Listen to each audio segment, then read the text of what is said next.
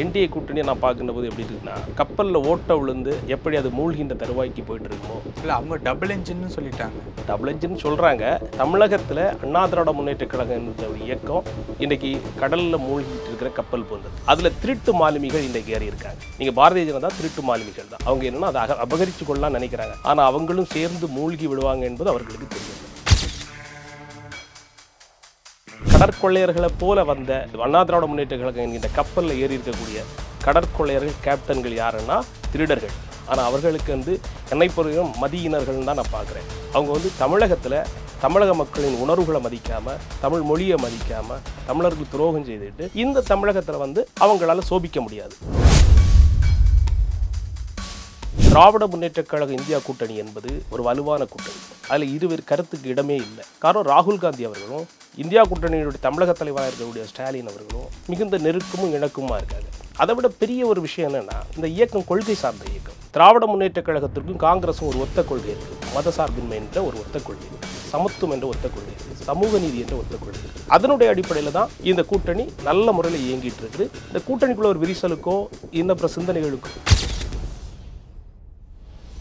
இன்னைக்கு திராவிட முன்னேற்ற கழகம் ஒரு நல்லாட்சி கொடுக்குதுன்னு நாங்கள் பார்க்குறோம். ஏன்னா நாங்கள் அந்த கூட்டணியில் அங்கம் வகிக்கிறோம். எங்களுடைய நோக்கம் என்னன்னா, மக்களுக்கு சமூக நீதி கிடைக்கணும், மக்களுக்கு வேலை வாய்ப்பு கிடைக்கணும், மக்களுடைய வறுமை போக்கப்படணும், மக்களுடைய சிந்தனைகள் செயல்பாடுகளை மேம்பட வைக்கணும். இதுதான் எங்களுடைய நோக்கம். அதற்கு ஒத்த கருத்துடையதாக இன்றைய திராவிட முன்னேற்ற கழகம் இருக்கிறது. இது ஒரு பக்கம் இருக்க, ஒருவேளை காங்கிரஸ் அதிகாரத்துக்கு வருவதற்கு இந்த கூட்டணியில் இருக்கின்ற போது வாய்ப்பில்லை என்றால், ஒரு பாரதிய ஜனதாவினுடைய கூட்டணியாக இருக்கிற அண்ணா திராவிட முன்னேற்ற கழகம் இன்று எங்களை அழைத்து, நாங்கள் எங்களுடைய பங்கீட்டிலிருந்து உங்களுக்கு வாய்ப்புகளை தருகிறோம், பாரதிய ஜனதா எங்களோடு இருந்து கொள்ளட்டும், நீங்களும் எங்களோடு இணைந்து செயலாற்றுங்கள், உங்களுக்கு வாய்ப்பு தருகிறோம், உங்களுக்கு அதிகாரத்தில் பங்கு தரோம் சொன்னால் நாங்கள்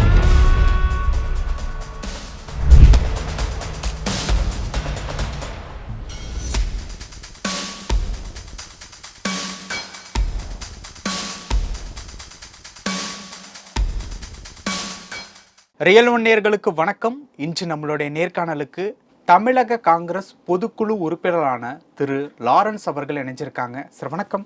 வணக்கம்.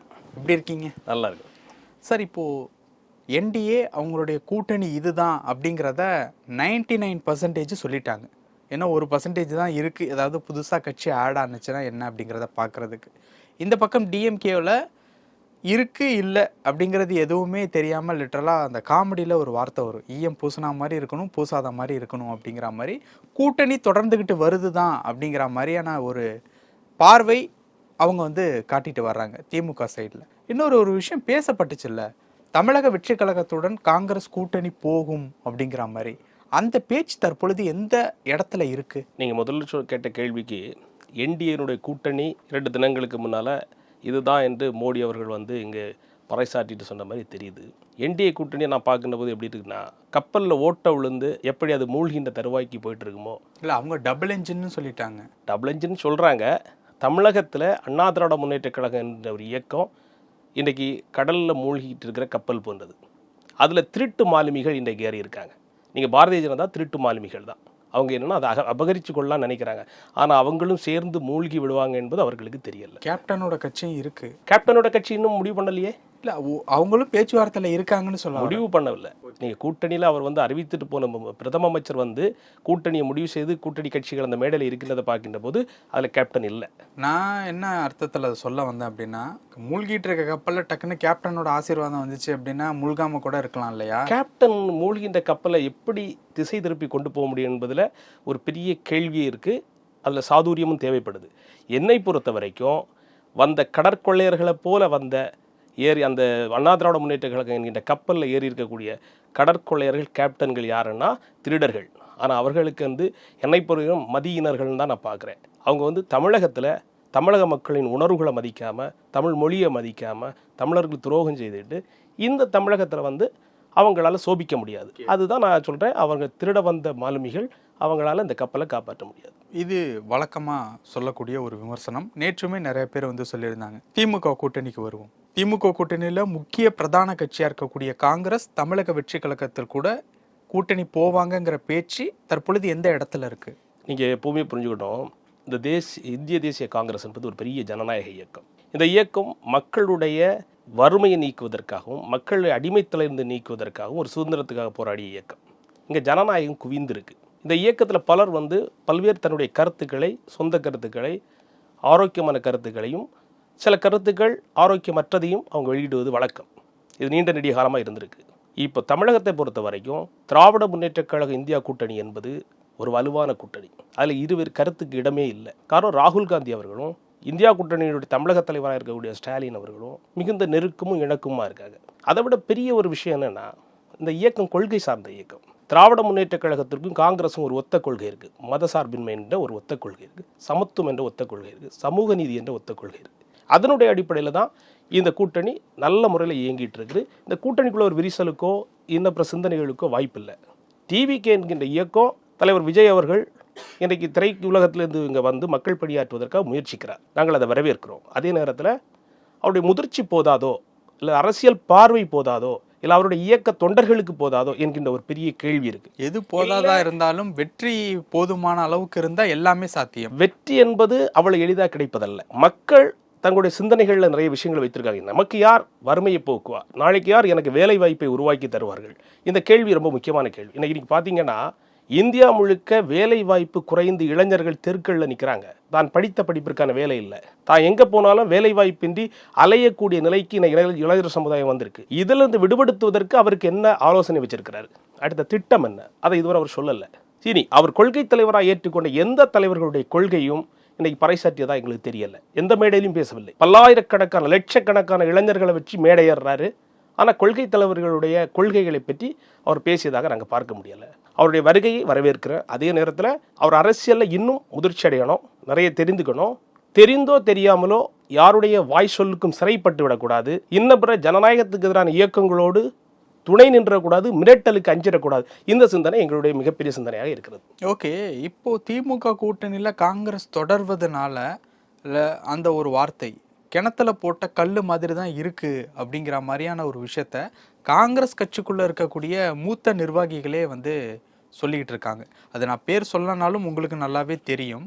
அதாவது கூட்டணியில் எங்களை வச்சு அவங்க ஆட்சியை பிடிக்கிறாங்க, எங்களுக்கும் அவங்க தேவை, அவங்களுக்கும் நாங்கள் தேவை அப்படிங்கிறப்போ எங்களுக்கு உண்டான அங்கீகாரம் எம்எல்ஏ சீட்டோட நின்றுருது. இப்போ விஜய் அவர்கள்கிட்ட கூட்டணி இருந்தால் ஆட்சியிலையும் பங்கு, அதிகாரத்திலையும் பங்கு அப்படிங்கிற ஒரு வட்டத்துக்குள்ளே நாங்கள் வந்துடுவோம். பழைய மாதிரி 67க்கு முன்னாடி என்ன ஒரு சுச்சுவேஷனில், என்ன ஒரு ஸ்டேட்டஸில் காங்கிரஸ் இருந்ததோ அந்த ஒரு இடத்தை நோக்கி நகர்வதற்கு உண்டான ஏதோ ஒரு வெளிச்சம் தெரியுது.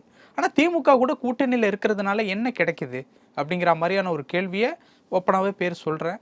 திருச்சியில் காங்கிரஸில் இருக்கக்கூடிய திருச்சி வேலுச்சாமி அவர்கள் செய்தியாளர் சந்திப்பில் நேர்காணலில் தொடர்ச்சியாக வந்து பேசிட்டு வர்றாங்க.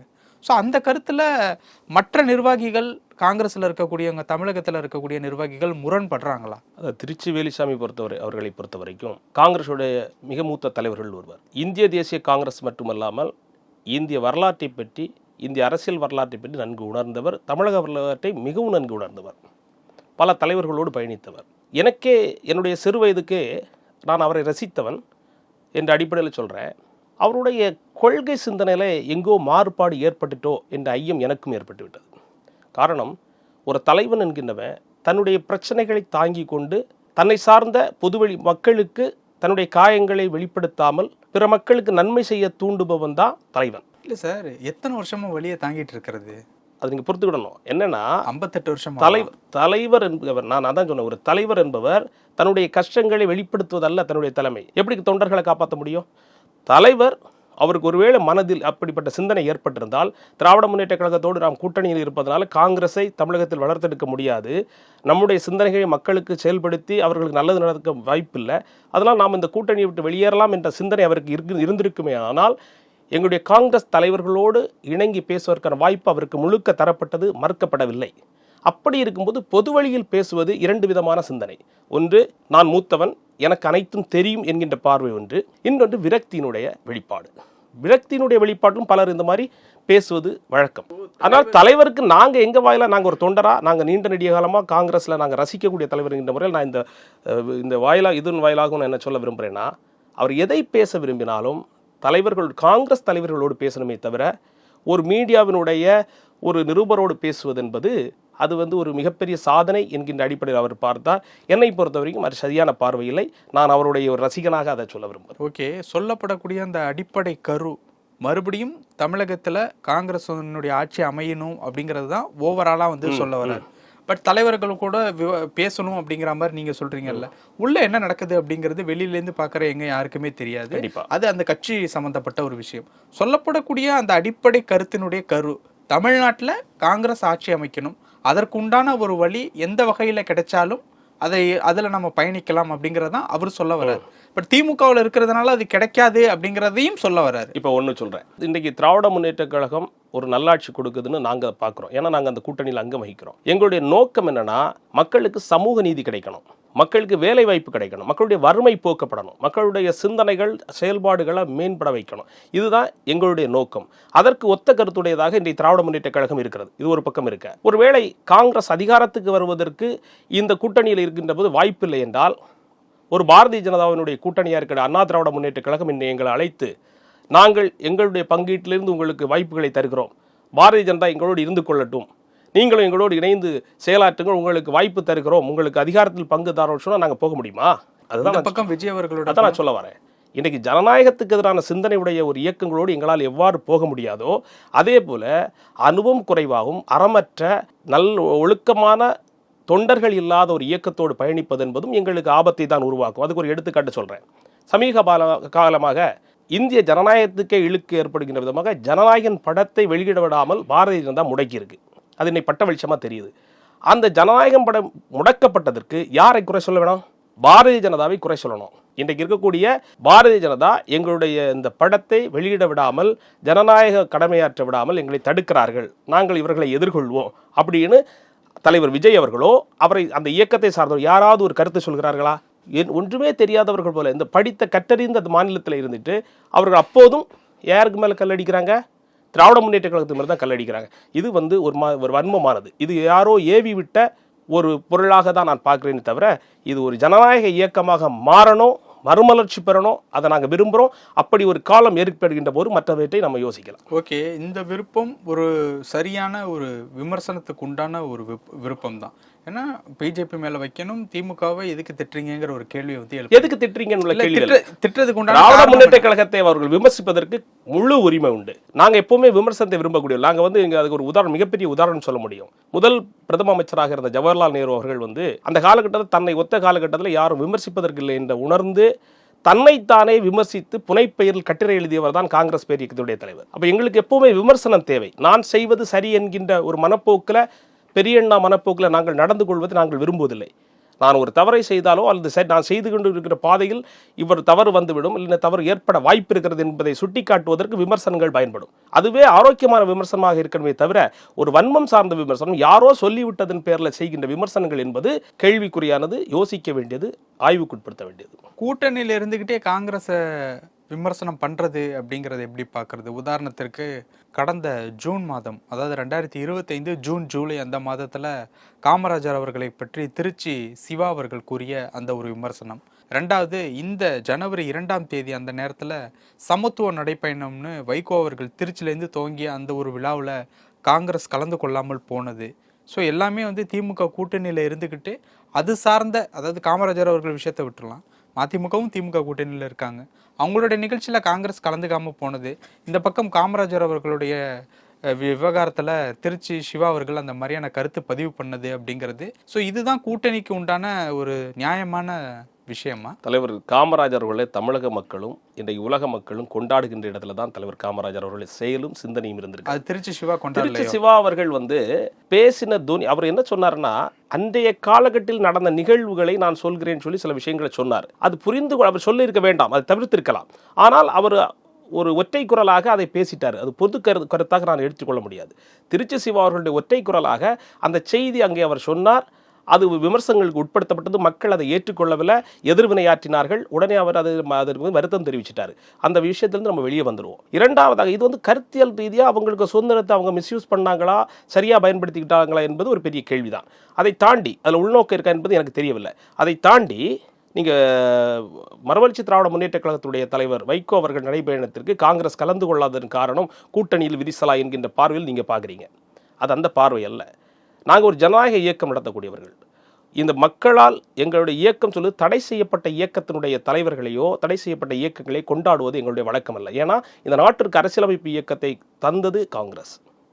அதன்படி நடக்க விரும்புகிறது காங்கிரஸ். அது ஒற்றை அடிப்படை தானே தவிர அதில் பெரிய உள்நோக்கம் இருக்கணும்னு தேவையில்லை. இப்போ தடை செய்யப்பட்ட தலைவர்களுடைய புகைப்படம் அந்த இடத்துல இருக்கிறதுனால காங்கிரஸ் அந்த விழாவிற்கு போகல அப்படிங்கிற மாதிரி ஒரு விஷயம் இருக்கட்டும், சொல்லியிருக்கலாமே. யார் அந்த கூட்டணியினுடைய தலைமை கட்சியா இருக்காங்களோ இவங்க ஃபீல் பண்றாங்க அப்படிங்கறத சொல்லி சமாதானப்படுத்துறது தானே அந்த கூட்டணியுடைய தலைமை கால. கண்டிப்பா இது முன்கூட்டியே திட்டமிட்டு அந்த புகைப்படம் பதிந்ததாக தெரியல. அது அந்த நிகழ்வினுடைய துவக்க நாளன்று அந்த பொறிக்கப்பட்டிருந்தது. கடைசி நிமிடங்களில் பார்க்கின்ற போது அதை பற்றி ஒரு விமர்சனமாக எடுத்து அவருடைய நடைபயணத்தை கொச்சைப்படுத்துவதாகவோ இல்லை அந்த நோக்கத்தை நாங்கள் அழிப்பதாகவோ சிதைப்பதற்கோ எங்களுக்கு விருப்பமில்லை. அவருடைய பயணம் வெற்றி பெற வாழ்த்துகள் என்பது எங்களுடைய மனங்களில் இருக்கிறது. அதே நேரத்தில் அந்த நிகழ்வில் அந்த போட்டோ பதியப்பட்டிருக்க இடத்துல திடீர்னு பார்த்துட்டு நாங்கள் அங்கே நிற்க முடியாது. அதை நாங்கள் கடந்து சென்றிருக்கிறோம். ஓகே, அதுக்கப்புறம் ஏதாவது பேச்சுவார்த்தைகள் நடந்துச்சா? ஏன் இந்த மாதிரி வச்சிங்க அப்படிங்கிற மாதிரியான கேள்வி. இல்லை, அது தேவையற்றதாக தான் நாங்கள் பார்க்குறோம். நாங்கள் அதில் கலந்து கொள்ளலை. எங்களுக்கு விருப்பம் இல்லாத இடத்துல நாங்கள் உணவு இருந்தவில்லை. அத்தனை கூட்டணியில இருந்து இருக்கும் போதே இந்த மாதிரியான விஷயங்கள் நடக்கும். அது ஒரு வீட்டுக்குள்ளே நடக்கும் பிரதர். இப்போ நான் ஒரு நாள் என்னுடைய அம்மா பேசிய வார்த்தைகள் எனக்கு பிடிக்கவில்லை என்றால் நான் நீங்கி போவேன். மறுநாள் அம்மா என்று அழைத்து கொண்டு வந்துடுவேன். இது வந்து ஒரு குடும்ப நிகழ்வாக தான் நீங்கள் பார்க்கணுமே, குடும்பத்தில் இருக்கக்கூடிய ஒரு சின்ன சலனங்களாக தான் பார்க்கணுமே தவிர இது ஒரு பேரிடியையோ ஒரு பிளவை ஏற்படுத்துகிற சலனங்கள் அல்ல. தொடர்ச்சியாக நடக்குது சார். காமராஜர் நிகழ்வு சொன்ன மாதிரி, வைகோ அவர்களுடைய நிகழ்வு சொன்ன மாதிரி. சார், ஒரு வாழ்வியல் என்பது ஒரு நெடிய பயணம். தொடர்ச்சியாக பல்வேறு முரண்களும் கருத்து மாற்றுகளும் எல்லாம் வரதான் செய்யும். அதை சரி செய்வதற்கான தலைமை இருக்கிறது. அந்த தலைமை அதை சரியாக செய்து சரியான சிக்னலை காட்டுகிறது, எங்களை சரியாக நடத்தி கொள்கிறது என்கின்ற பார்வையில் தான் நாங்கள் பார்க்க முடியும். நீங்கள் இன்னைக்கு வந்து திராவிட முன்னேற்ற கழக தலைவர் வந்து இதுவரைக்கும் காங்கிரஸ் பேர் இயக்கத்தை பற்றி எந்த விதமான தவறான கருத்துக்களையோ தவறான கருத்தியலையோ சொன்னதில்லை. இல்லை, சொன்னதில்லை. 2023 அந்த நேரத்தில் பேரறிவாளன் அவர்கள் விடுதலை ஆகி வர்றப்போ அவரை கட்டி அணைத்த அந்த ஒரு விஷயம் காங்கிரஸ் கட்சியினுடைய பல தொண்டர்களை மன வருத்தப்படி ஆக்குனுச்சு. எங்களையும் வேதனைப்படுத்தியதுதான். அல்ல, எங்களையும் வேதனைப்படுத்தியதுதான்.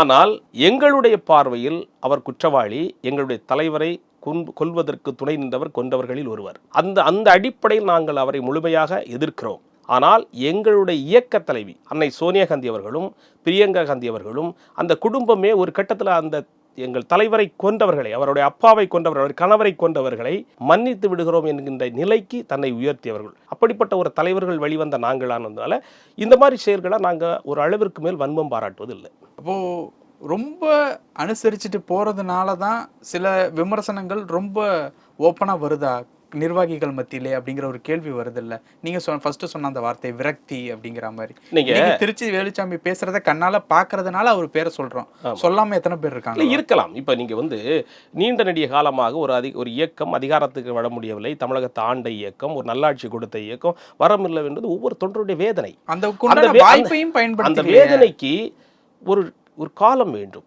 அந்த வேதனையை நிறைவேற்றுவதற்கு நிறைய செயல் திட்டங்கள் வேண்டும். இன்றைக்கு தலைவர் செல்வ பிறந்தை அவர்கள் மிகப்பெரிய செயல் திட்டங்களை வகுத்து அருமையாக இந்த இயக்கத்தை ஒரு உன்னத பாதைக்கு அழைத்துட்டு வந்திருக்கிறார். அதுக்கு ஒரு எடுத்துக்காட்டு நான் சொல்ல முடியும். நீங்கள் இதான் என்னுடைய அரசியல் வயது வந்து 25 ஆண்டு காலம். நான் 25 ஆண்டு காலமாக இந்த அரசியலில் பயணிக்கின்ற போது நான் பார்க்க முடியாத நிறைய மாற்றங்கள் அடித்தட்டில் இருந்து ஏற்பட்டிருக்கு, கட்டமைப்பு ரீதியாக ஏற்பட்டிருக்கு. நீங்கள் கிராம கமிட்டி, காங்கிரஸில் கிராம கமிட்டி என்பது ஒரு மிகப்பெரிய வேர். அதை இன்றைக்கி வந்து செல்வ பிறந்தகை அவர்கள் உருவாக்கி கிட்டத்தட்ட 2 லட்சம் நிர்வாகிகள் என்கின்ற அடிப்படையில் அதை உயர்த்தி இருக்கிறாரு. அதற்கு இனி அதை வடிவமைப்பதற்கும் அவர்களுக்கு பயிற்சி அளிப்பதற்கும் பல்வேறு செயல் திட்டங்கள் கொடுத்துருக்காரு. நீங்கள் பார்த்தீங்கன்னா பல இடங்களில் மக்கள் பிரச்சனைகளுக்காக போராடக்கூடிய இயக்கமாக காங்கிரஸ் முன்னெடுத்து வருது. இந்த அடிப்படை மாற்றம் அடுத்தது இங்கே எங்களுக்கு வந்து மேடை குரல் குந்திய காலமாகிடுச்சு. அதை இன்றைக்கு வளப்படுத்துவதற்கான முயற்சிகளில் ஈடுபட்டிருக்கிறாங்க. ஒவ்வொரு செயல் திட்டத்திலையும் இன்றைக்கு தலைவர் செல்வ பிறந்தை அவர்கள் ஒரு சிறப்பான ஒரு செயலாற்றி வருவதனால காங்கிரஸ் இன்னும் சில ஆண்டுகளில் பன்மடங்கு வளர்ந்து இயக்கத்தை வந்து ஒரு ஆட்சி அதிகாரத்திற்கு கொண்டு வரக்கூடிய காலகட்டத்தை நோக்கி நகருது. அதற்கான காலம் இருக்குது. நீங்கள் வந்து ஒரு ஆட்சி இழந்த பிறகு அடுத்த ஒரு கொள்கை இந்த வேரூன்றிய பிறகு அதை மாற்றுவதற்கு சில காலங்கள் எடுக்கும். அது இயல்பானது. ஒற்றை நாள் இரவில் வந்து மாற்ற முடியாது. அப்படி மாற்றுவதும் ஜனநாயக அழகல்ல. அது பல விஷயங்கள் பேசணும். நேரத்துக்கு ரொம்ப நன்றி சார். நன்றி.